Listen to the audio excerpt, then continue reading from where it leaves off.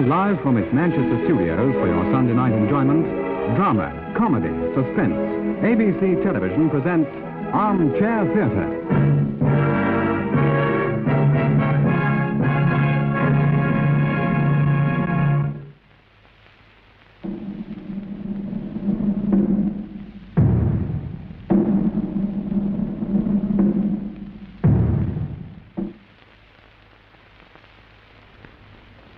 Good evening. Today is a day of mourning. A day of mourning not only for the people of the United States, but for millions of others throughout the world. International tensions and crises have temporarily become forgotten in the sharing of a universal grief. For today, November the 9th, 1961, the man who has become known as the greatest man in the world will be taken to his last resting place.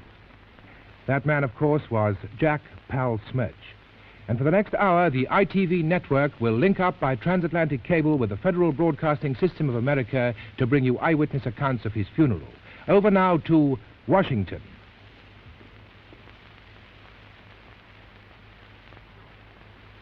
This is Robert P. Darrow. I'm speaking from a vantage point overlooking the White House and Pennsylvania Avenue. The funeral cortege of Jack Pal Smurch will pass this point on its way to Arlington Cemetery, where Jack Smurch will be buried with full military honors. As far as the eye can reach, you can see people lining Pennsylvania Avenue. You can feel the grief of these silent people, ordinary people from every walk of life, from every state in the Union, who've come to pay their last respects to the man who soared through the mysterious vast reaches of outer space and touched greatness. And now, the funeral procession is approaching. There's no doubt that this is the most elaborate, the finest, the solemnest, and the saddest funeral ever held in the United States of America. Now you can see the casket, draped in the stars and stripes, and directly behind walks the President of the United States.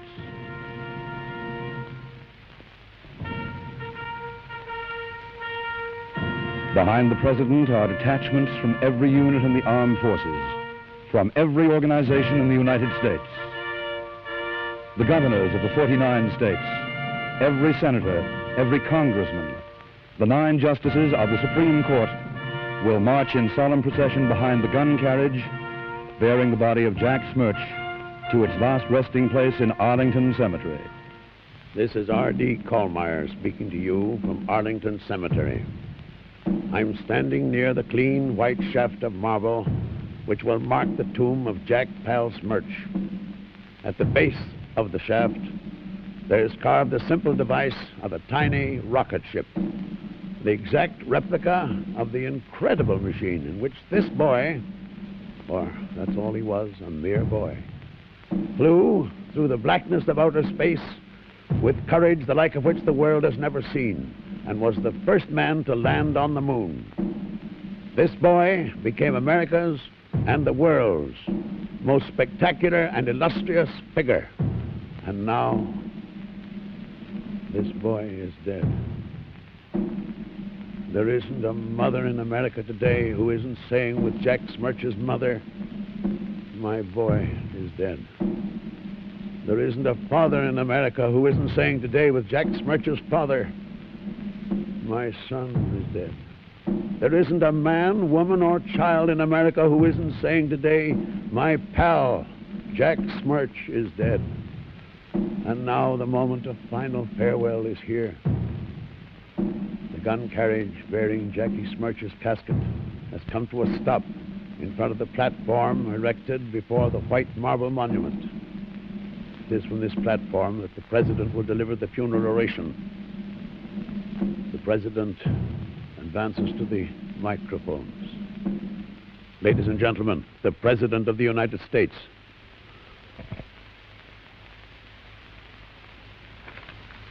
My fellow Americans, it is not usual for the chief executive of this great nation to deliver a eulogy. Yet on this tragic occasion, I break with precedent. I do so in all humility, for I know that the deep sense of loss of the people of this nation must be given expression here.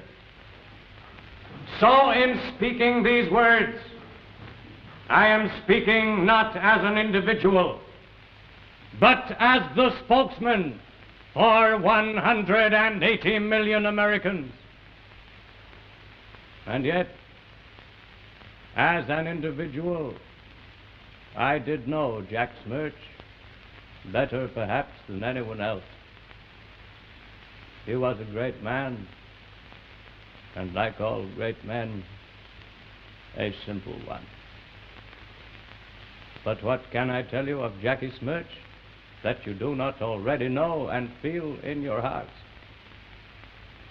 There is no need to tell you of his courage, his fierce patriotism, his brilliant intellectual endowment, the warmth of his personality, his flawless integrity, his extraordinary scientific and technical gifts, his deep, abiding faith. There is a time for words and a time to remain silent. I can pay no greater tribute to the memory of Jack Smurch than to ask every man, woman, and child within sound of my voice to rise, to bow their heads in silent reverence, and to let their hearts speak. My friends, will you rise?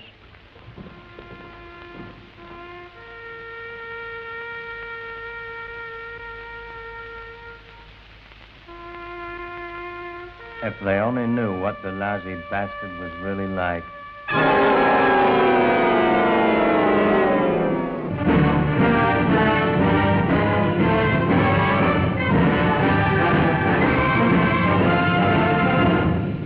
Listen, Ira, we've got to have that appropriation. You must make the Senate committee see that. Unless I can get it, we can't guarantee the security of our rocket installation. Frank, I want this bill to go through. I've gone on record. But it seems to me that you, as head of the FBI... Oh, excuse me. Yeah. Mr. President, General Galway is here, sir. Charlie, I left word I wasn't to be disturbed by anybody. There's something bigger for I thought you'd want to see him immediately. I'll show him right in. I'm sorry, Frank. I'm afraid we'll have to discuss the bill another time. Oh, you say I'll be available. Oh, don't go yet. Something's happened. The FBI may have to be in on it. What is it? Come in. Now, come in, General. You better stay, Charlie. Sorry to disturb you, sir, but this couldn't wait. A rocket ship, piloted by a man, has landed on the moon. What? When did it happen? Is it one of ours or Russia's? One of ours, fortunately. There's no doubt about this. I've had every expert in the Air Force checking and rechecking the data. There's no doubt about it whatsoever. The first manned rocket has landed on the moon, and it's American. Boy. 2 days ago, I would have sworn on a stack of Bibles that such a flight was absolutely impossible. Let us start at the beginning, Oh, General. I'm sorry, Mr. President, but I'm a little excited. Well, naturally. Well, now, 2 days Just ago... one moment. Yeah. Before you go any further, I have one question. How is it I wasn't informed that such a flight was being planned? But, sir, This country's in a heck of a state if the president can't be trusted. But this isn't an official flight. What are you talking about? Well, that's the incredible part of it. I knew nothing about it because we had nothing to do with it. Our own manned rocket won't be ready for 18 months, and even then we're not even sure it'll work. We never are. All right, General, tell us everything you know. Well, 2 days ago, I received a call from one of our top radar men. He was checking some new telescopic radar equipment and picked up an odd radio signal. It was a message in Morse code. Here it is, exactly as he recorded it. Now, read it. This is Jack Pal Smurch. I'm the first man to land on the moon. Tell Gresham. I'm tired. I'm going to sleep now. Is that all? Well, that's all there was in the first message. There were 2 others later. Well, how can we be certain this message comes from the moon? Well, it's a little complicated trying to explain it to a layman, but putting it in its simplest, crudest terms, The radar unit automatically calculates the distance across which any given signal is to be transmitted, as well as the direction relative to the Earth's axis. So I've had every expert in the Air Force checking. There's no doubt about it, that message could only have come from the moon. Fantastic. And you say there were 2 other messages? Yes. Here's the second. It reads, "There ain't nothing much to see up here." There's something for the history books. There ain't nothing much to see up here. Who is this Smurch? Oh, I have all the information on him. Perhaps you'd better read the third message first. Of course. It was received only an hour ago. It reads, "Taking off for Earth today. This joint stinks. Bring on the dames." Are you quite certain that was decoded properly? Yes, sir. Well, come on, General. Tell us everything you know about Smurch. Well, he's 29, a mechanic, served in the Army in Korea. I'm afraid his record isn't very good. You mean his Army record? No, everything. I'm afraid it's bad. General, speak up. Come on, this is no time to mince words. How bad? Well, perhaps you'd better hear for yourself. I brought a man along with me who can give you the facts firsthand. He's a reporter from the New York Globe, Peter Hunter. I know him. Good man. Reliable, accurate. Get him in here, Charlie. Right. As far as I know, he's the only newspaperman who's got wind of the story. When I first heard what he had on Smurch, I could hardly believe it. But Hunter has no reason to lie. I'm certain now that his facts are correct. I thought you should judge for yourself. That's why I brought him to Washington. Good. Peter Hunter, Mr. President. Now, come in, Mr. Hunter. President? Sit down. Thank you, sir. I understand you have some dope on Jack Smurch. Yes, sir, I do. Right here. I have. Well, I want to hear it. But first, I'd like to know how you got in on this story. Oh, well, you see, sir, I spend my summer vacations up in Maine. Right next door to my place is this old ruin of a house with a broken-down barn and, an acre or so of land. It's pretty isolated. Nobody's lived in the place for years. Well, I was surprised to see some activity around the place one day, so I snooped around and found out that a man by the name of Gresham had moved in. Gresham? Just a minute. That's the guy mentioned in the first message, isn't it? What does he have to do with all this? Gresham is the man that invented the rocket that Smurch flew to the moon. He's a retired high school science teacher, contributes to popular mechanics, writes science fiction. Yes. Science fiction. Oh, carry on, Mr. Hunter. Well, Gresham wasn't very friendly. He discouraged visitors, so I kept away. Then one day last week, I noticed the roof of the barn had been removed. I did a little more snooping, and inside I found a rocket ship. In the barn? Yes, sir, apparently ready for takeoff. Couldn't have been very big. No, not more than 15 or 20 feet long. Mr. Hunter, I wonder if you would make a rough drawing of this. It might... Well, that won't be necessary. We have all the plans. You have, but I thought you told me the Air Force knew nothing of this flight. Gresham applied for a job on the rocket research project, claimed we were going about it all wrong. He submitted the plans, and, we checked them and decided he was a nut. You did what? Well, I tell you, sir, the man's a screwball. Some screwball. But he had no training. Just a minute. Maybe that's exactly what the inventor of the first rocket ship to the moon had to be. A nut without college degrees. Look at Henry Ford, the Wright brothers, Lindbergh. They were nuts. The one thing I'd like to know is where did Gresham get the money to build this rocket? Yeah, so would I. If I remember rightly, General, the appropriation for your rocket research fund is something like $1 billion. Now, you tell me how a man could succeed on a high school teacher's pension where you and your billions failed. Well, I don't know, Mr. President. The plans he submitted were for a tiny one-man rocket. Even so, it must have cost a fortune. Where did you get the money? I don't know. Maybe he's got a rich wife. Maybe he plays the horses. Yeah, or maybe the Russians finance him. No. You never can tell. I'll have a wiretap put on Gresham immediately. Oh, Frank, lay off. This is one thing we're not going to try to pin on the red. But if Smurch is a commie, if we can establish the... We're going to establish that Jack Smurch is a 100% red-blooded American boy, and that this flight was carried out with the full blessing of the United States government. Don't you see what's happened? The greatest historical event of the 20th century has just taken place. Never mind the 20th century. The greatest individual achievement in all history. And it was done by an American. Get that through your heads. We worship Lindbergh, and all he did was fly across the ocean. What do you think the American public is going to do if this boy Smurch gets back to Earth in one piece? He's going to be hailed as the greatest man in the world. And you want to give the credit of this thing to the Russians? Use your head, Frank. I see a point. General. Sir. I want your records to show that Gresham has been an employee of the United States government for the past 3 years at a salary of $50,000 a year. Yes, sir. Appropriate the sum of $150,000 for back salary and see that he receives a check immediately. Yes, sir. Now, let's return to Mr. Hunt. Well, Gresham... Oh, excuse me one moment. First, so General, when did Gresham first submit his plans? Several years ago, before Sputnik 1 went up. Thank heaven that was before my time. Don't worry, General. I'm sure your action was justified at the time. I'll stand by you. Oh, thank you, sir. Yes. Now, carry on, Mr. Hunter. Well, I finally got the story out of Gresham. Like the General here, at first I thought he was just another nut inventor, but after talking to him, I became half convinced that this crazy crate of his might just make it to the moon. It was just a hunch. Why didn't you write the story? Oh, I'm coming to that, sir. You see, Gresham didn't want any reporters hanging around, so I made a deal with him. I'd handle the whole story exclusively. He promised me photographs, sketches, interviews, the works, but I couldn't break the story until after the takeoff. I couldn't even tell my editor about it. I couldn't risk it, you see, on account of Gresham. Well, that turned out to be a big mistake. Gresham double-crossed me. Smurch took off 24 hours early. Well, I wrote the story anyway, but it was too late. You can imagine what my editor thought. That you were drunk. Drunk and doped. Well, I couldn't blame him, though. The whole thing sounded pretty phony. I couldn't even be sure Smurch had taken off. But I figured if he had, there was a chance he might make it back to Earth. So that's when I decided to get the whole Smurch story.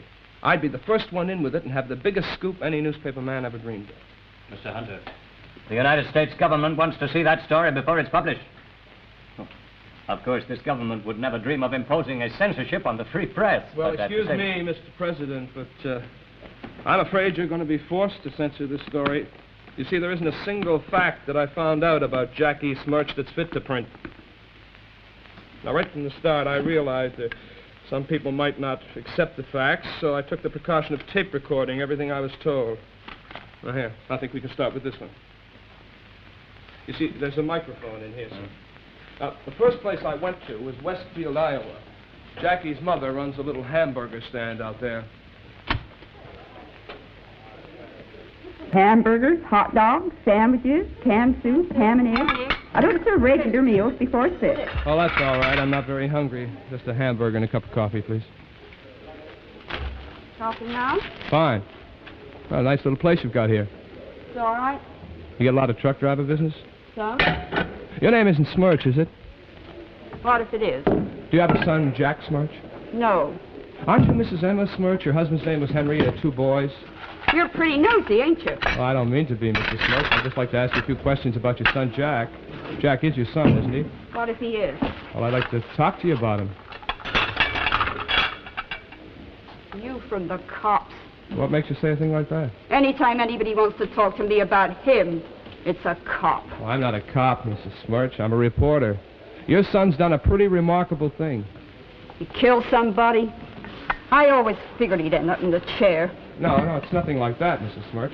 I can't tell you exactly what he did do, except that he's taken off on the most amazing flight in the history of aviation.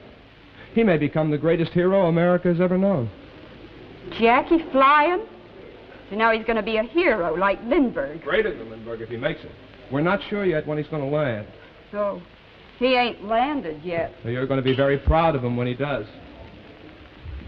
I hope he gets blown to bits.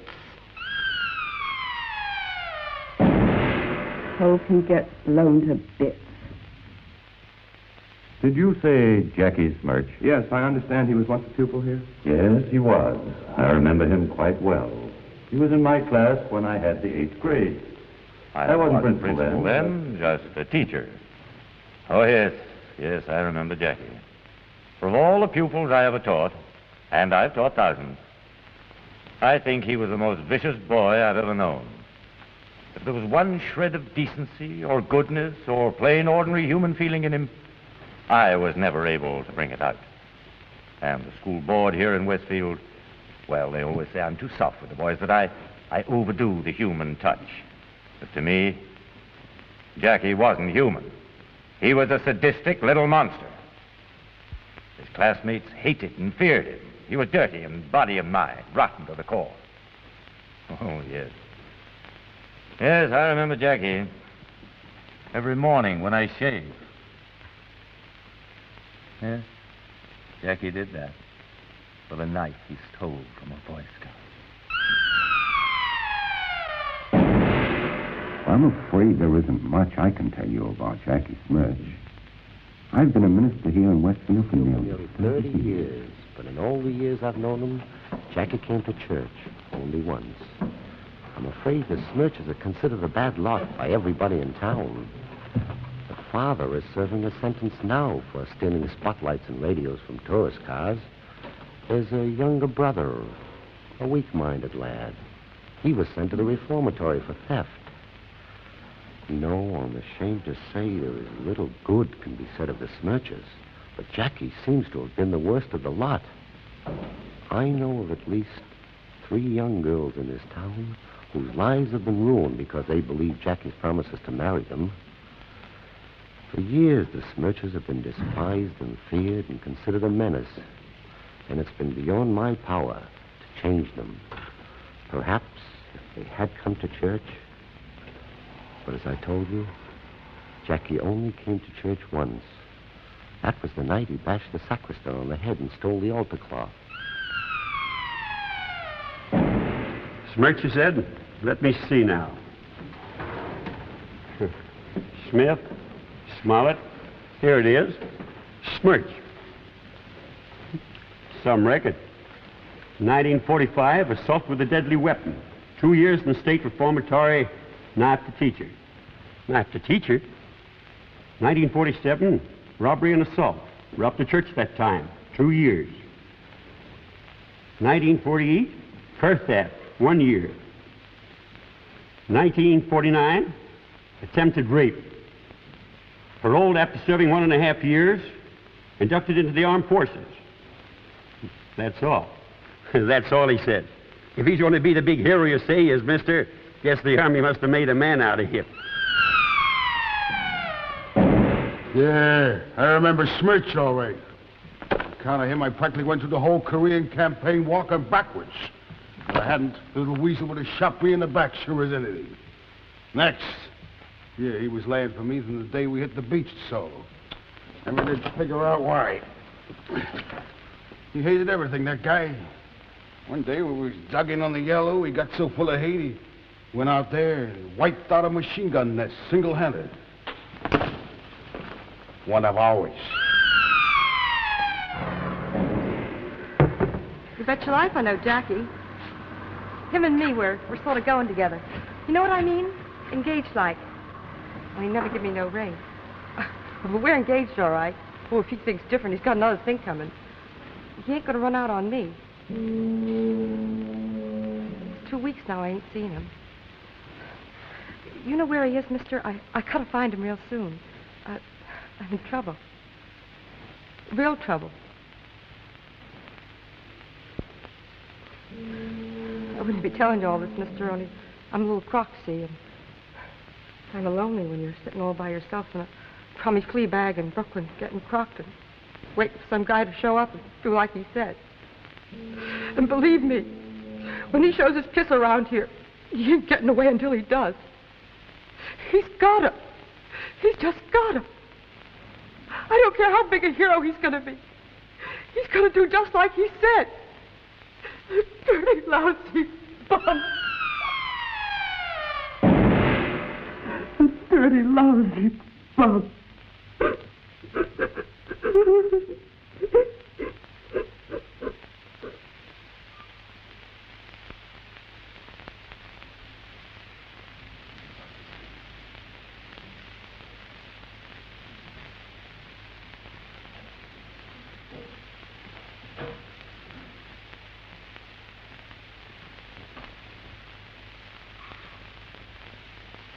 Why did this have to happen in my administration?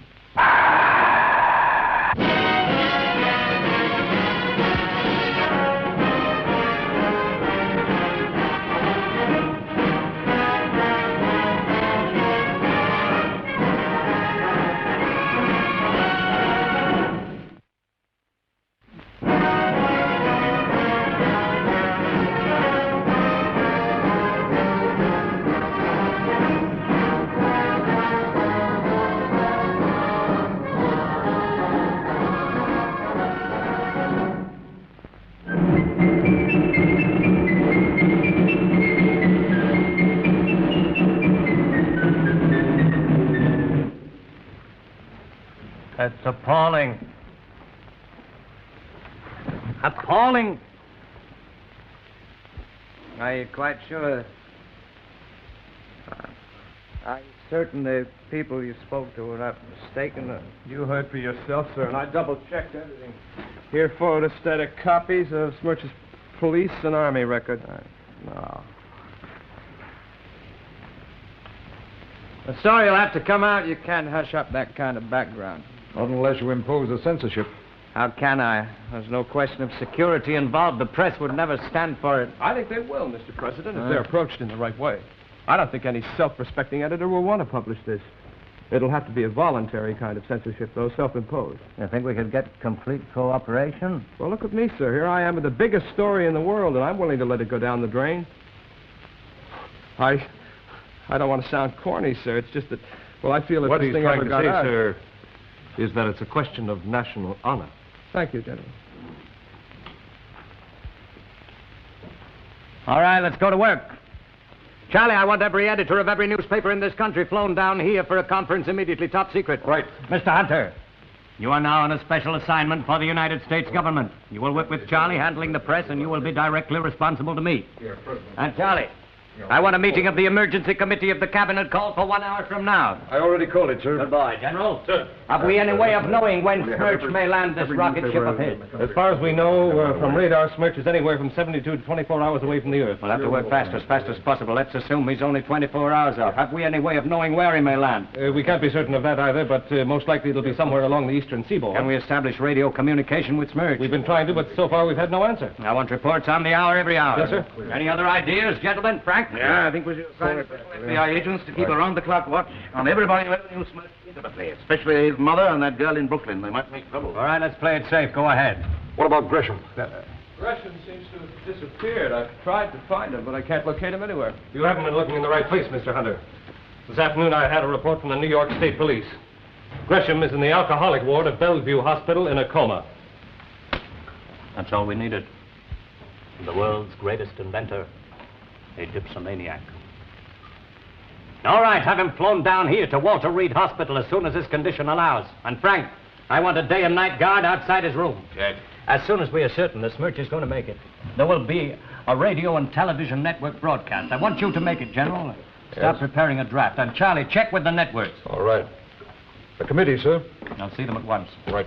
All right, gentlemen. Thank you. Now let's go to work. All right. Come on, Hiram. Look at the Boys, we're going around in circles. Now, I think we ought to adjourn until we get some definite news of Smurch's landing. Ara here has told us the steps he's taken. We've approved them. Any further speculation is a waste of time. I can't bring myself to believe that Smurch is as bad as he's been painted. I think Hunter's informers have been grossly exaggerating. I mean, what if Smurch were a little wild in his youth? Lots of young men have gotten straightened out after a few youthful indiscretions. Youthful indiscretions? Yeah, give them The man is a thief, a seducer of women, an assassin. And you expect another Lindbergh to step from that rocket ship? Why, his own mother hopes he gets blown up. I don't think Smurch is as bad as he's painted. No, sir. We're going to find out that he's worse. We're speculating again. We'll know the truth when he lands. In the meantime, the only safe course is to be prepared for the worst. Howard. Yes, Ira? You haven't said much tonight. I agree with you, Ira, that speculation concerning Smurch's character is a waste of time. Nevertheless, I'd like to hear what your views are. I'm concerned about the reaction in Asia and Europe. As Secretary of State, that is your major concern, of course. Anti-American feeling has never been greater. If Smurch is what we think he is, and it leaks out, the ridicule to which this country will be exposed will, in my opinion, do our prestige abroad tremendous harm. Do you agree? Ira, I've been silent because I've been afraid to voice my thoughts. They're so horrifying. Smurch's character is fairly obvious. His own mother's fervent prayer that he be blown to bits is eloquent testimony to the nature of this creature. There is no doubt in my mind that the man who is about to become the greatest hero of the 20th century is a congenital hooligan and a moral imbecile, completely unequipped to cope with the prodigious fame that is going to be thrust upon him by a nation wild with adulation. I do not think it an exaggeration to say that the United States will shortly face its most desperate crisis since Pearl Harbor. All we can do is hope. Hope? For what? Let us hope with all our hearts that his mother's prayer is answered. It's time, Mr. President.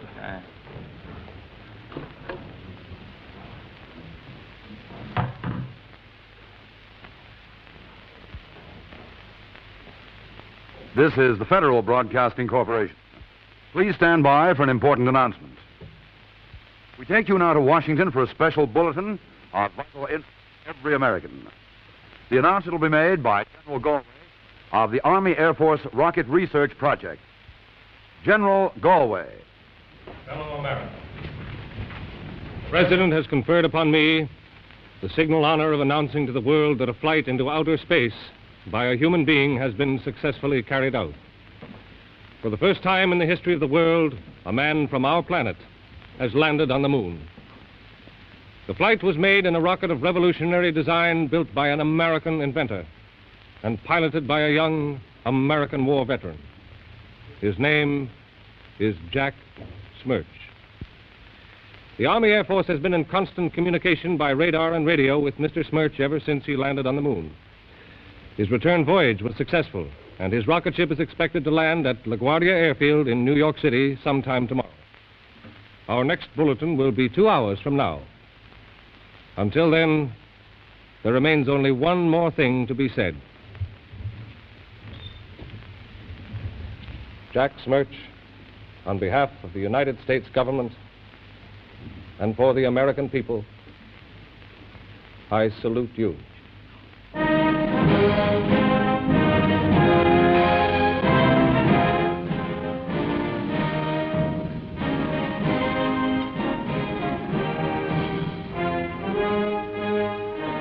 Better get some sleep, Charlie. I doubt if you'll have time for much after tomorrow, once the cheering starts.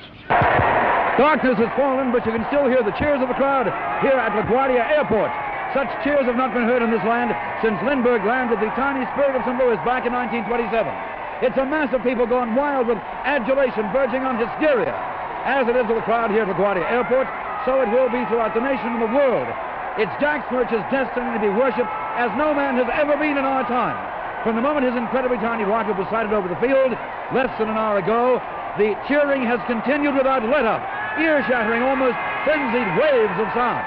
Jack Smurch has long since been spirited from the field, but I doubt if the crowd here is aware of this yet, or of the fact that Smurch fainted at the controls of his ship at the moment of landing and had to be bodily removed from it to a waiting ambulance. There's no official word yet as to where he's been taken. There were many fine speeches planned for Jack Smurch's reception, a reception illumined by the presence of some of the most prominent American citizens and a brilliant array of European diplomats. But all these distinguished men have been silenced by the frenzied cheering. It undoubtedly will go on for hours until they've cheered themselves into exhaustion. You've never heard anything like it before, and probably never will again in our time.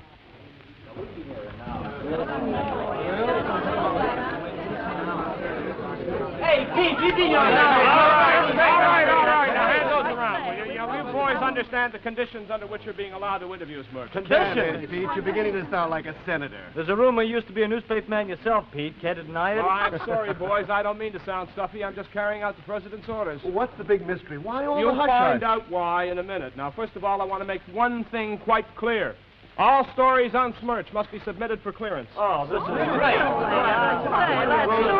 Suppose some budding young Pulitzer tries to pull a fast one. Like you, for instance? Oh, no. No, I wouldn't dream of crossing you, Pete. But an offer of $5 grand from Time, say, might look awfully tempting to some penniless and unscrupulous hack. Well, just save yourself the trouble. In the first place, anybody, and I mean anybody who tries to pull anything like that is going to find himself an unemployed newspaperman for at least 60 years. Oh, boy, this is Really? Reckless, huh? Let's just call it acting against the best interests of the United States. And in the second place, it wouldn't do you any good anyway. There isn't an editor in the country who'd touch your story unless it is cleared. Now, I don't mind telling you this clearance isn't up to me alone. The President has set up a special press committee which includes the editors of Time, the Associated and United Press, presidents of all major radio and TV networks, and half a dozen senators from both parties. And that is off the record now. Mr. Hunter. All set, nurse? He's ready, Mr. Hunter. All right, bring him in. Now, I don't want to tell you people what kind of stories to write about Smurch, but let me give you a little hint. Unless you write the kind the committee wants to see in print, they won't be printed. In other words, we can't write the truth about Smurch. Is that it? Maybe you won't want to. Well, just... All right, here he comes. That's all you like.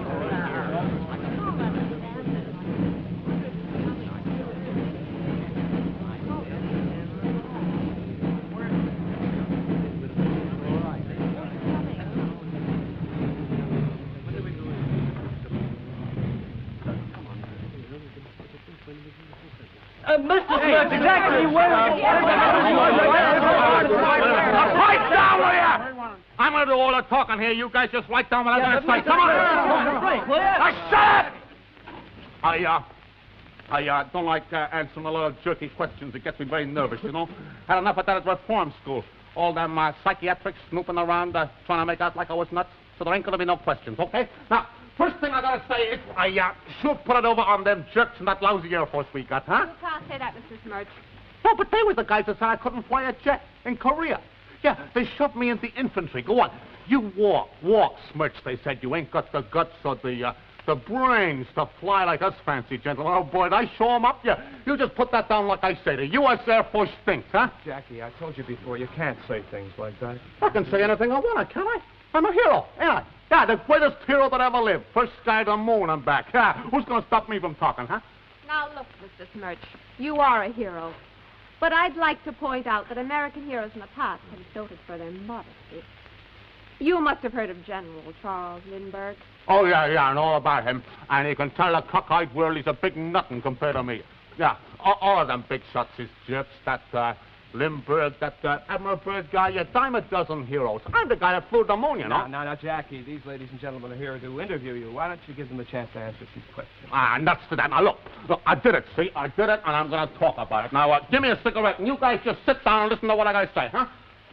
Hunter, what are we supposed to do? This boy's got a mind like a sewer. He's never going to say anything that's fit to print. Well, every newspaper man has ambitions to write fiction. Here's your chance to become another Hemingway. Okay, you guys, you want to know how I feel about what I've done, huh? Okay, I'll tell you.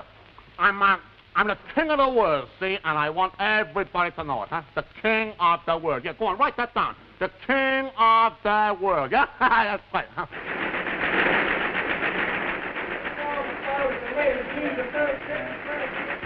Asked how it felt to be the greatest hero of our time, Jackie Smurch merely smiled modestly and... My achievement has been, I fear, slightly exaggerated. Just did a job that had to be done.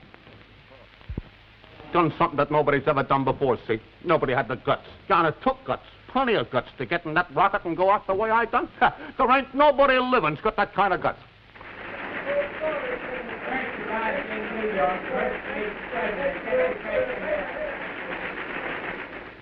A boyish grin lit up his face, still wan and pale after his fantastic ordeal in space. He spoke little, but what he said had the ring of sincerity. "I'm very happy," he said, in a low tone, barely above a whisper. "I'm glad I came through, but I don't see what all the fuss is about. Anyone could have done what I did. I just had a job to do." So Gresham invented the crate. Well, so what? I ain't saying he ain't entitled to some credit, but he was just a nut.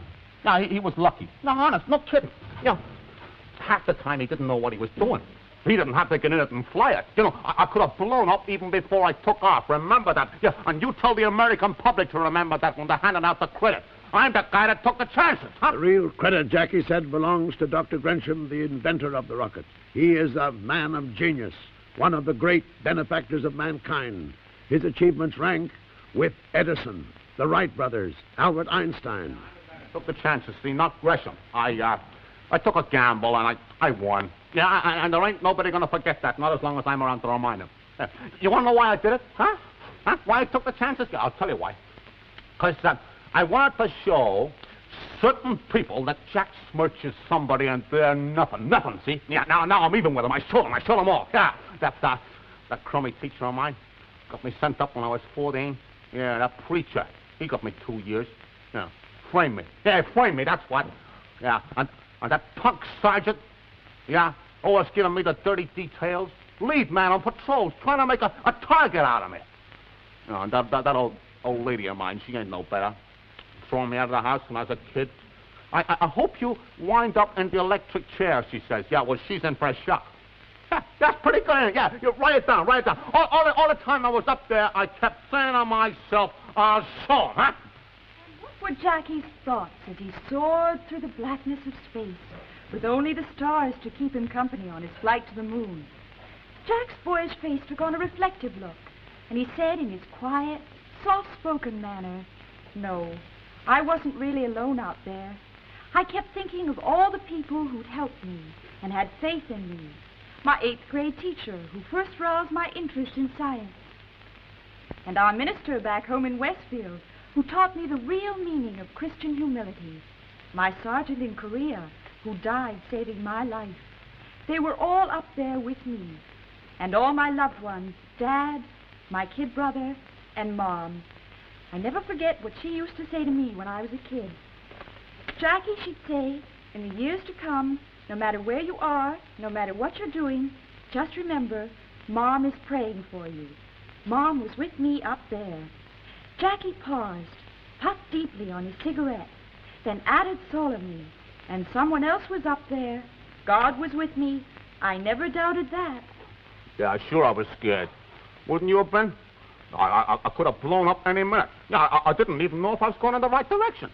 Yeah, but that's no reason to start sniveling at God to help you. I don't go for that bunk. But me pray? No, that's a laugh. I believe in Jackie Powell's Smurch. That's the only thing I do believe in.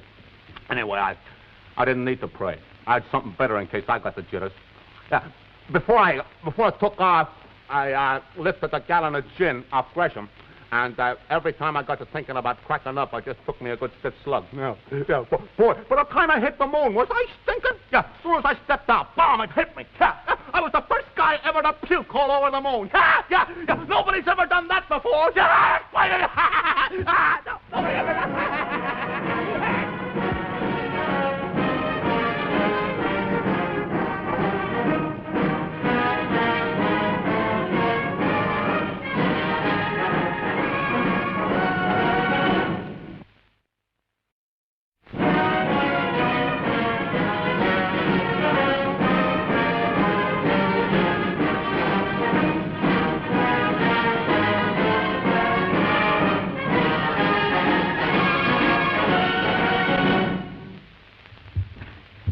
Good evening, here is the news.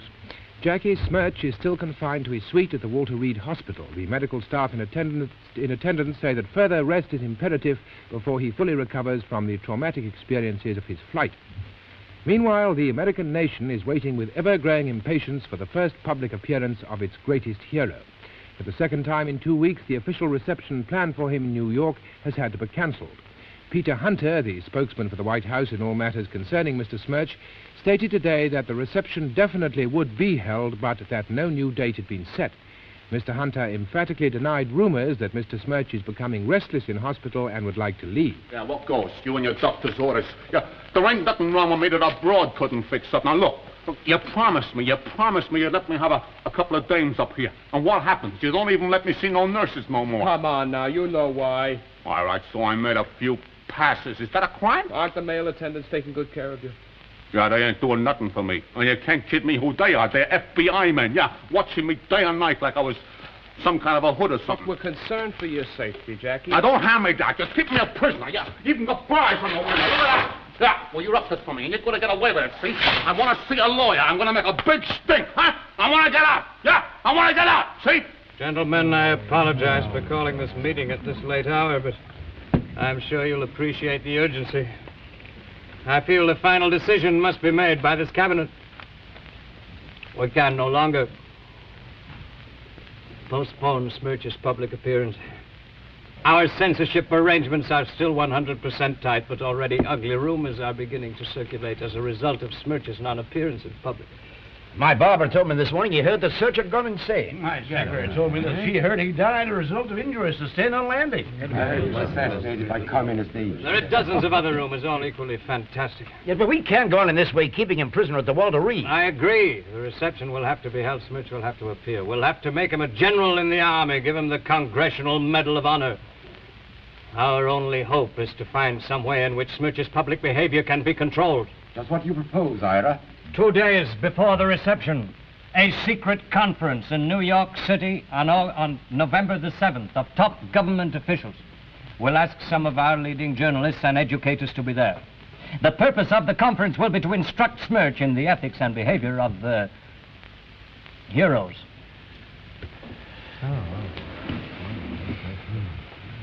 I'm glad you approve. Frankly, I think it's our only hope. And if it doesn't work, Ira? If it doesn't work, God help the United States.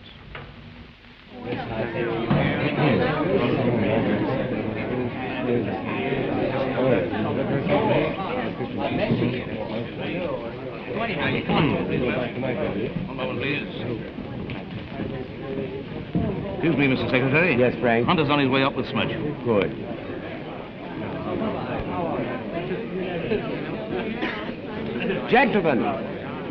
Gentlemen, your attention, please. Mr. Smurch is on his way up. I think it would be best to conduct this meeting with a minimum of formality. Mr. Smurch would feel more comfortable.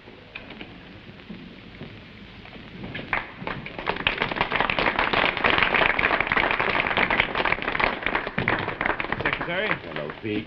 Jackie? Huh? Secretary of State. Hiya. Mr. Smurch, I consider this a great honor, and on behalf of the people of the United States, I extend to you... Hot in here, isn't it, huh? I extend Can we to get a you... little air in this pump? I extend you the warmest feelings of... Come on, can it, huh? Got enough hot air in this joint without yours. Look at it. The sweat's pouring off of me. Come on, let's get this clam bake over with, huh? Yes. The sooner the better. Mr. Smurch, or rather General Smurch, present in this room are some of America's most distinguished citizens. I regret that there is no time to present them to you individually. Hey, what's everybody getting up? Is the meeting over? Mr. Smurch, the President of the United States has just entered this room. Yeah? Mr. Smurch, the President of the United States. Oh, how you coming, Mac? Pretty good, General Smurch. I'm honored to meet you. Likewise. Yeah. Please sit down, ladies and gentlemen. Oh, take a seat. Thank you. Jesus.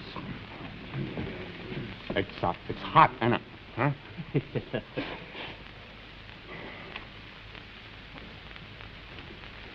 What you staring at, lady? Oh, Jackie, button up your shirt, will you? Huh? And she never seen a tattoo on a guy's chest before? Sorry, Mr. Smurch. I didn't mean to stare. It's a beaut, isn't it? Yeah. A Jap done it for me in Tokyo. Oh, terrific. Yeah. I was going out with this dame, she's Sadie. So I got him to tattoo her name right across the middle. Smurch, shall we proceed? Oh, yeah, sure. Let's get it over with, huh? What's it all about? Mr. Smurch. I like some gum? Mr. Smurch. Yeah, sure. In a few days' time, you will be presented publicly and receive the acclaim of an admiring world. About time. Would you like some gum, huh? Oh, come on, put it in your pocket. Thank you. Gum, huh? Go on. Well, Mr. Smurch, every one of us here has nothing but unbounded admiration for your magnificent courage. You are truly one of the world's great heroes. And for that very reason, we feel that public conduct, the way you act, your choice of the things you are... Every one of these must be, and I'm sure you would want them to be, absolutely above reproach. Heroism such as yours carries with it great obligations. In the course of your public career, you will of necessity meet the world's leading figures. For example, you will be presented to Queen Elizabeth of England and address the House of Commons. Yeah? The Premier Chu Enlai of China is planning a formal banquet in your honor in Peking. Mr. Khrushchev of the Soviet Union has invited you to visit Moscow, where he will personally confer upon you the Order of Lenin. Yeah? Well, nuts to that. I ain't eating no chop suey with a bunch of gooks, and I ain't taking no commie medals. I don't mind addressing the House of Commons, but the only way you get me to Moscow is to put me in my little old rocket ship, give me the H-bomb, and say, go on, drop it, Jackie boy, drop it. Blow them reds right off of the map. Yeah, sure got a Glasgow, if you ask me, huh? But you must not say things like that. If that remark became public knowledge, its effect on our foreign relations would be disastrous. Who'd you say this guy was? I, sir, am the Secretary of State of your country. And I appeal to you, Mr. Smurch. The eyes and ears of the world are upon you. Surely you have no wish to see the international goodwill which we've struggled to achieve during the last 5 years destroyed overnight by a few thoughtless statements? Ah, that's no skin off of my nose. Look, I'm the guy that made it to the moon, see? I say anything I want to. Nobody's shutting me up. Nobody wants to do that, Mr. Smurch. We only ask... No, we plead with you to exercise a little discretion. Will you guys quit yapping? It's roasting in here, huh? What do you guys want, huh? We feel you need to be coached on how to act in public. And now this gentleman here is Mr. Cameron Spottiswoode. of the American Embassy in Paris, one of this country's most distinguished young diplomats. General Smurch, it is an honor to meet you. I have been asked to take on the task, and I'm sure it'll be a very pleasant one, of coaching you in the amenities of public ceremonies. I've made a study of the American hero. I don't suppose you're familiar with my book on the subject, The Public Life of Heroism? Huh? No, I thought not. But the main point I tried to bring out in my book was that the principal characteristics of the American hero are modesty, self-effacement, and altruism. Do you follow me? Let me try to put it in simpler terms.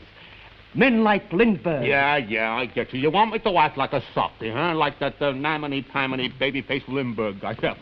I saw him on them old news wheels. Mr. Smurch, men like General Lindbergh and Admiral Byrd. Byrd? Yeah, I know all about him, too. Hunter told me all about him.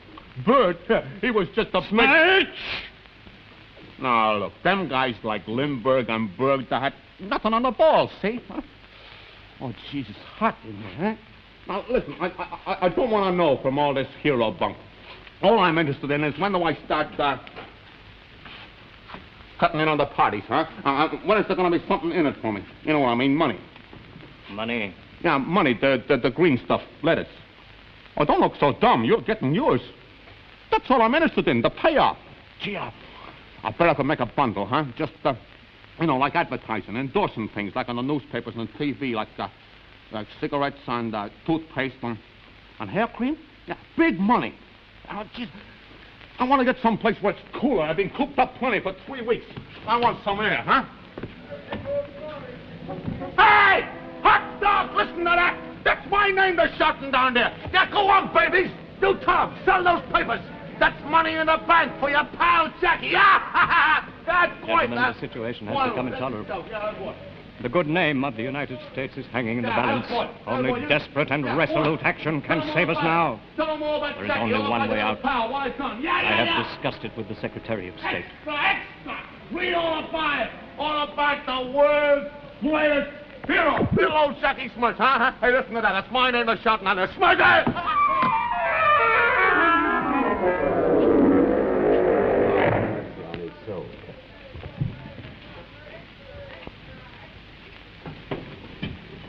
He's fallen out of the window. Mr. President, I'll take care of it. him. All right. Come on, listen, we haven't got much time. The police will be here any minute. Now, remember, this was an accident. You saw it happen. It was an accident, so act accordingly. Mr. Bamberger, Mr. Meegan, your newspapermen, get going. Mr. Bamberger downstairs, cover the street angle. Mr. Meegan, on that typewriter, start sending this out to all wire services. Now, here's your lead. At exactly 9:27 this evening, the greatest man in the world, overcome by the oppressive heat, fainted as he stood before an open window and plunged to an untimely, accidental death from the 18th floor of the Central Park Hotel. The cream of the nation's leaders who had gathered at a special reception honoring General Jack Smurch witnessed the tragic and appalling accident that snuffed out the life of America's most illustrious and spectacular figure. Now, present where Chief Justice Guggenheim, start sobbing, Judge, come on, start sobbing, who broke down and sobbed openly as Jackie fell to his death. Good boy. Now, Senator Edith Burke Johnson collapsed on a couch as Jackie's slender body hurtled to his death 18 floors below to the pavement. The grief-stricken cries of those who witnessed this appalling tragedy were but an echo of the anguish that horror-stricken people the world over will feel as they read these words.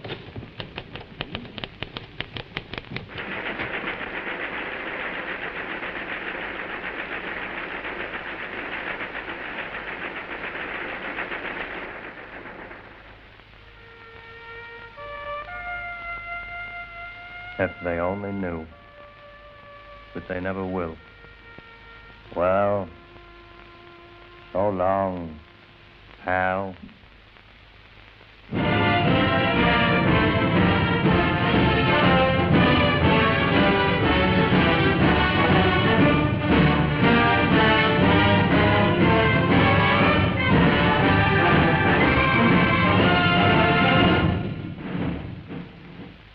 We'll be back in a moment with the names of tonight's cast and news of next week's Armchair Theatre.